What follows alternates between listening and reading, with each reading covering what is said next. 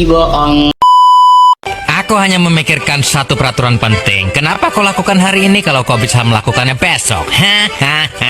Few moments later.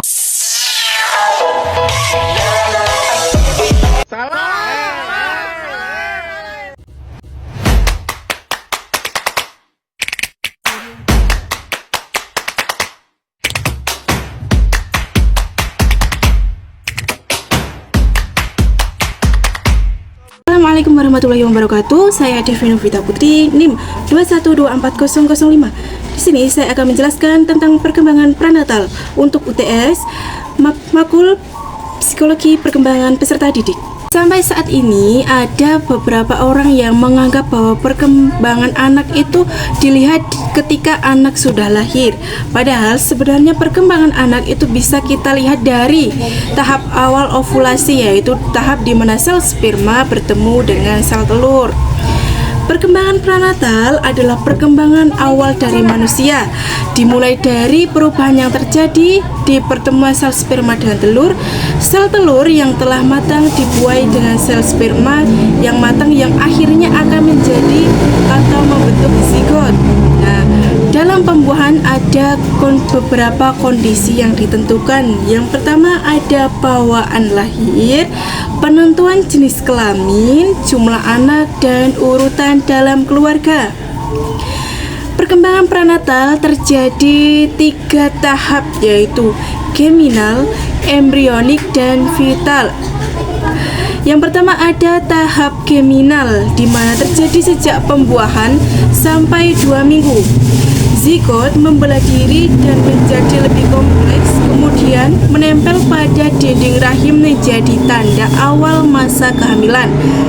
Dalam waktu 36 jam setelah pembuahan, zigot memasuki masa pembelahan dan duplikasi cepat atau mitosis. 72 jam setelah pembuahan, zigot membelah diri menjadi 16 dan kemudian 32 sel. Sehari kemudian menjadi 64 sel. Pembelahan ini terus berlangsung sampai satu sel pertama berkembang menjadi 800 juta atau lebih sel khusus yang membentuk tubuh manusia.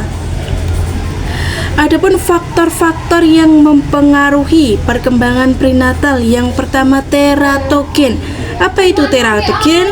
Nah, ia adalah unsur-unsur yang menyebabkan adanya kelainan pada kelahiran akibat dari proses kehamilan yang tidak optimal. Bila teratogen beraksi pada awal kehamilan saat proses pembuahan dan organogenesis, bisa jadi dampak negatif pada janin yang mengakibatkan kelainan anatomis. Namun, apabila teratogen beraksi pada saat organogenesis sudah lengkap dan matang di usia kehamilan tua, kemungkinan tidak menyebabkan kelainan anatomis. Kemudian yang kedua ada faktor ibu. Ibu menjadi kunci utama yang sangat berpengaruh terhadap perkembangan janin, sehingga kondisi fisik dan psikis ibu harus dijaga agar janin berkembang dengan sempurna. Selain itu, penyakit dan kondisi ibu selama kehamilan bisa mengakibatkan infeksi, kelainan, dan kerusakan selama proses kehamilan yang menyebabkan bayi lahir kurang sempurna. Nah, ini jadi ya teman-teman, bayi lahir kurang sempurna itu bisa terjadi. Salah satu faktornya adalah ibu yang kurang sehat atau ibu yang psikisnya terganggu. Kemudian faktor ayah. Ayah juga berperan penting dalam perkembangan optimal janin.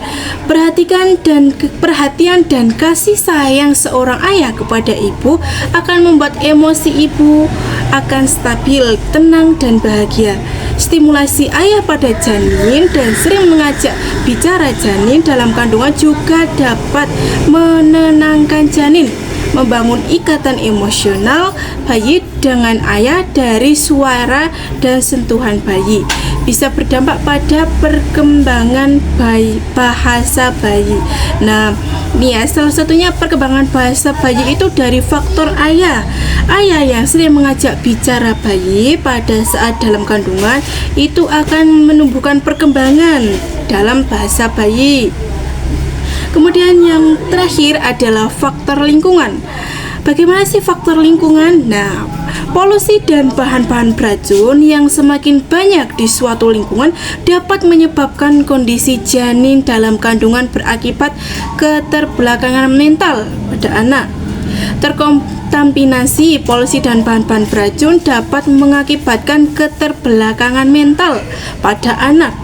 Ibu yang sedang mengandung sebaiknya sangat berhati-hati dengan lingkungan dan apa yang dikonsumsi, karena jika ia mengonsumsi bahan yang terkontaminasi bahan-bahan beracun dapat mengganggu perkembangan janin. Nah, ibu yang sedang mengandung sebaiknya tidak sering keluar-keluar rumah atau keluar-keluar di jalan yang sekiranya itu banyak mengandung polusi. Kemudian tidak memakan junk food atau makan makanan instan yang sekiranya mengandung bahan-bahan kimia, karena itu dapat mengganggu perkembangan dari janin. Nah, kemudian ada komplikasi pranatal. Yang pertama ada kemandulan, di mana seorang ibu atau seorang ayah itu tidak bisa punya anak. Kemudian yang kedua, kehamilan yang berisiko tinggi, contohnya kehamilan pada usia muda, atau usia lansia itu sangat berisiko. Kemudian yang ketiga, hamil anggur. Apa sih hamil anggur itu? Yaitu kondisi rahim yang berisi gelembung-gelembung cairan yang bentuknya seperti buah anggur. Hamil anggur bisa jadi tidak ada bayinya ya. Kemudian TORCH. Kemudian yang kelima, kehamilan kosong. Jadi perut ibu hanya mengembang tapi tidak ada bayinya. Kemudian minom atau kista. Nah, kista ini termasuk penyakit yang berbahaya ya. Kemudian hamil di luar kandungan. Yang kedelapan, mual dan muntah berlebihan. Yang kesembilan, praeklamsia. Yang kesepuluh, anemia zat besi. Kemudian bahaya psikologis pada masa pranatal. Kemudian bahaya psikologi pada masa pranatal. Bahaya psikologi umum pada masa pranatal selama masa perkembangan adalah sikap kurang menyenangkan dari orang-orang yang berarti dalam kehidupan anak. Banyak hal, bahaya ini merupakan efek yang paling serius, yang paling mendalam, karena setiap sikap berkembang maka sikap itu cenderung mapan dan hanya ada sedikit sekali perubahan. Nah, beberapa sikap kurang menyenangkan kepada anak yang belum lahir seperti berikut. Yang pertama ada anak yang tidak diinginkan. Contohnya pada seseorang yang hamil di luar nikah, pasti ia mendapatkan seorang anak yang tidak diinginkan, kemudian dibuang. Nah, itu contohnya. Kemudian yang kedua, tidak menghendaki anak pada saat ini. Yang ketiga, lebih menyukai anak dengan jenis kelamin tertentu. Yang keempat ada konsep anak impian. Kemudian yang kelima, tidak menginginkan anak-anak kembar. Adapun seorang ibu yang hamil kemudian dia belum siap dengan kehadiran anaknya, kemudian lahirlah anak-anak kembar, nah itu bisa menjadi bahaya untuk psikologinya. Kemudian yang keenam, menginginkan pengguguran atau aborsi. Yang ketujuh, penghinaan terhadap anak.